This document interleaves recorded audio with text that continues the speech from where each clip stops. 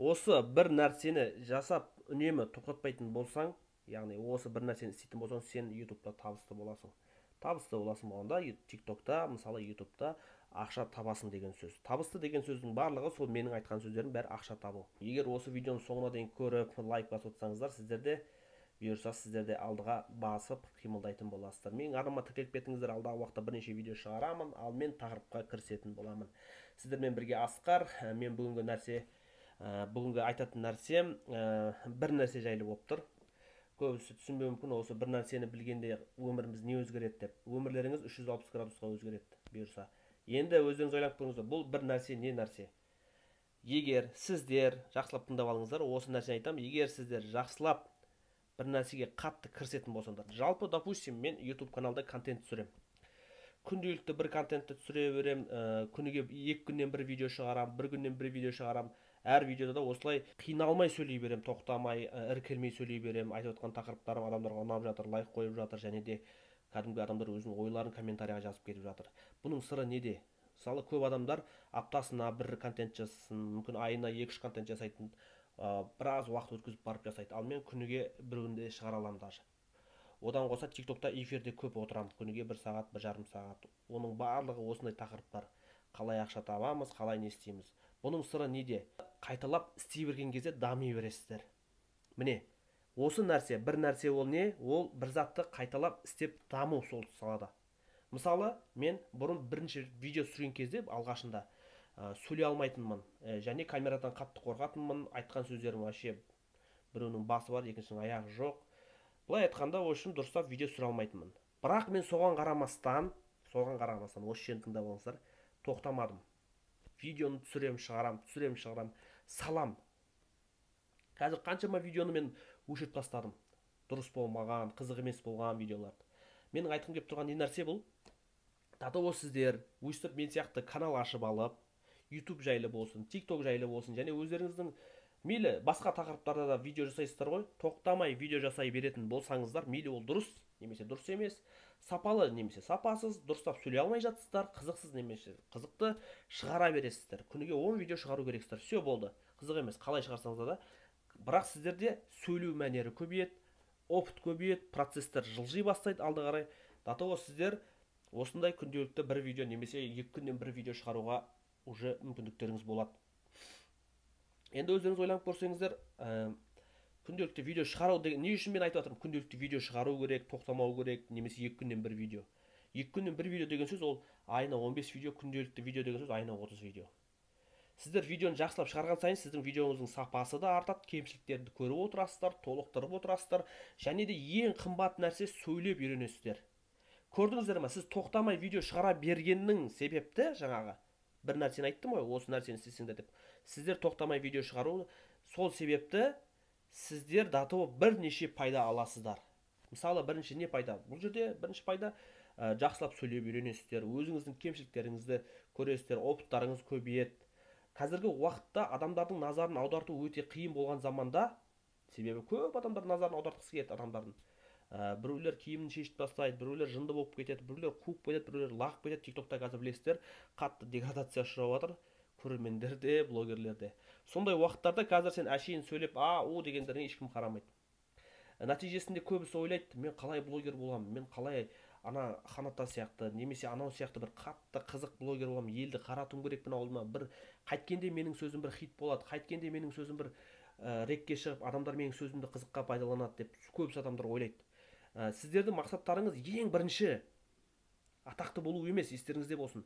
Ең бірінші сіздердің мақсаттарыңыз ол ақша табу. Мен де жасап жатырмын видеоны. Бұның мақсаты не? Бұл ақша табу болып тұр. Себебі мен видео шығарсам, YouTube маған ақша төлейді. Ал ақша табу үшін не керек бізге? Бізге опыт керек. Любой жерде сондай. Любой жерге жұмысқа кіріп барып қара ғой. Ассалаумағалейкум, менің есімім Асқар. Мен YouTube'та мынандай жыл жұмыс жасадым, TikTok'та мынандай парақшалар жүргіздім. Сайтологпын, Instagram'ның, TikTokермін, солай нәрсені айтатын болсаңыздар, қанша жыл опыт жасадың, қаншалықты опытың бар, қай жерде жұмыс жасадың деп, даже пол жуатын адамдардың өзіне шейін опытың бар ма деп сұрайды.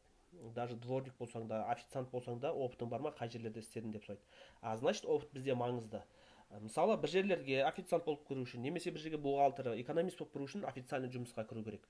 Ал тиктокер немесе ютубер болу үшін оған бір жерге жұмысқа кірудің керегі жоқ. Өзіңіз үйінде отырып, осы жерде тып-тыныш жерде отырып, қосып қойып, жаңағы контердің астында демекші қосып қойып кәдімгідей контент жасай берсеңіз болады. TikTokқа да парақшаны ашып алыңыздар. Мен енді алдағы уақытта TikTokты да бірге алып жүретін боламын, және YouTube'ты да бірге алып жүремін. Егер содан қалған уақытта мен Instagramға уақыт бөлемін. Себебі мен ешқайсысын тастап кетуге болмайды. Себебі мен YouTube'пен айналысам, ой маған TikTok керек емес, Instagram керек емес деген сөз емес. Олардың бірінші энергияны YouTube пен TikTokқа бөліп қойдым 50-50, қалған энергияны сол Instagram және де басқа тірліктерге бөлетін боламын. Себебі осы YouTube пен TikToктан маған ақша түсіп жатыр. Көбісі ойлауы мүмкін TikToктан қалай ақша түседі, қалай мен не болады деп. Мен алдағы уақытта да айтатын боламын. Қазір кішкене айта кетейін. TikTokта міне прямой өзінен ақша алмайсыздар. Сыйлық алам, видеоларын сатам деген варианттарды айтпай ақ қойыңыздар. Әзірше сіздер атақты емессіздер, атақты мүмкін боласыздар ма, болмайсыздар ма, оны бір Құдай біледі айтқандай.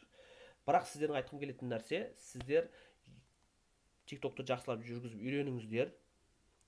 Үйренгеннен кейін сіздер өздеріңіздің парақшаларыңыз болады. Белгілі бір нәрселерді продажа жасап көріңіздер. Мысалы, базарға барыңыздар да, какой-то бір мынандай микрофон сатып алыңыздар да, болады 10 000 теңгеге. Соны TikTokта сатып үйреніңіздер. Жоқ бола берсін, мейлі, менде ешнәрсе жоқ, даже ақша да жоқ. Барамда бір 5 000 теңге микрофон. Мына микрофон өте керемет, конкретно бағасы анандай, мынандай. Сіздің мақсатыңыз видео түсіру, микрофонды сатысы өтсін өтпесін, бірақ әдемілеп просмотр жинауда. Сөйтіп сондай парақшаларды жинап қоясыз, парақшаңызға видеолар жинап қоясыздар да, барып адамдарға мысалы айтасыздар, точкалар міне, менің жасап отқан нәрсем мынау міне. Кіріп шығыңыздар, әр жерге кіріп шығыңыздар. Аға, көке, мынандай ақша зарплата мен жүргізіп жатырмын, мынандай бір нәрсесін сат жерін деп айта сал. Себебі адамдар сұрайды, алла, что-то ана микрофон алайын деп едім, ана микрофон дерзкий, ана сіздің мақсатыңыз видео шығару. Видео шығарған кезде андай микрофонды сатылымдай видео шығарады. Продающий видеолар болады ғой, сондай видеоларды шығару керексіздер. Жалпы менің айтқым келіп тұрған нәрсе, ал сіздер қараптан қарап сразу аяқ астынан продающий видео жасап шығамын, TikTokта просмотр болады, YouTube'та просмотр болатын видеолар сразу жасай алмайсыздар. Ал бұл не үшін айтып жатырмын? Сол баяғы қайта-қайта, міне тоқтамау деген видео бір нәрсе осы, қайта-қайта тоқтамай қимылдай беретін болсаңыздар, қайта-қайта видео шығарып, мейлі оны адамдар көрсін, мейлі адамдар оны көрмесін, қызық емес. Сөйтіп сіздер шығарып, мейлі мүмкін шығара бересіздер, 10-шы видео, может 15-ші видеоңыз әдемі болып шығып, четкий ана просмотр фук етіп атады. Сол кезде сіздер уже кеңістікке шығасыздар да, қанаттарыңызды жаясыздар. Сосын барып келісе бересіздер. Мен 1 сағат, 2 сағат жұмыс істеймін, точкаңда менің зарплатам 100 000, менің зарплатам 150 000. Тағы сонда 2-3 жерді ала бересіздер. Потому что сіздер бір жерді істесеңіздер, опыт көбейеді уже. Бір жерді бастан аяқ көтеріп берші. TikTok'ын ашып берді, саудасын көтеріп берші, миллионға мысалы күнделікті табысын. Или 2 миллионға, или 500 000-ға күнделікті табысын тауып бер, сен келгеннен кейін ол айтады, сен тағы да басқа жерлерді іздеп көресің. Міне жүргізіп отқан точкам. Саған ешкім ешнәрсе дей алмайды. Менің точкамды ешкімге көрсетпе дейді. Көрсетсе оған зиян жоқ. Сен аласың да, міне мына точка мен жүргізіп жатырмын, табысы асып жатыр, просмотрларым міне, сұрақтарым міне, комментариялар міне деп өзінің ішінде дух пайда болады да, келесі жерді точкасын аласыздар. Короче, достар, осындай мен андай қылам, мындай қылам, сосын өзіңіздің жеке парақша. Дәл мен сияқты ғой, былай айтқанда, мен солай жасап жатырмын, сіз көріп отырсыздар. Енді мен мақтанғаным емес, алдағы уақытта оның барлығын ашып айтатын боламын. Не істеу керек, не қылу керек, мысалы, дұрыс па? Так, менің даусым шығып жатыр ғой деймін. Солай жалпы достар. Мен айтқым келген нәрсе, сіздер қимылдаңыздар, тоқтамаңыздар. Бір нәрсе деген не ол? Бір нәрсе деген ол, бір нәрсе, міне, бір нәрсе ол тоқтамай жұмыс жасау, тоқтамай видео жасау. Еш нәрсесіне қарамаймыз. Қызық емес, келіспеген, ұят видео емес, нормальный видео айту. Шамаңыз келгенше шығарыңыз. Идеальный қылам деп ойламай ақ қойыңыз. Шамаңыз келгенше бір видео шығардыңыз ба, 15 видеода шығарыңыз, содан кейін 16-шы видео бұйырса дерзкий видео болады. Міне мен айтқым келген нәрсе. Ал сіздер осылай енді жалғастырасыздар ма, или көріп жүре бересіздер ма сіздер? Құр көріп жүрмеңіздер, көргеннен түкке де пайда жоқ. Мен каналымда құр көріп отыр, молодец, Асеке, рахмет, красавчик, молодец, әдемі айырып жатсың. Сен сияқты үрдетін адам жоқ, керемет деп. Оны көріп жатқан шығарсыздар, бірақ әр видеоны көре бермей, оны істеңіздер. 1000 рет көріп тұрып, вообще істемесеңіздер пайда жоқ. Бір рет көріп, бір рет істесеңіздер, вот пайда береді. Мына экранға шыққан видео бас кіріп кетіңіздер, осы өте пайдалы видео, кіріп қарасаңыздар болады. Сіздермен бірге болған Асқар, арнаға жазылып лайк басып кетіңіздер. Сау болыңыздар.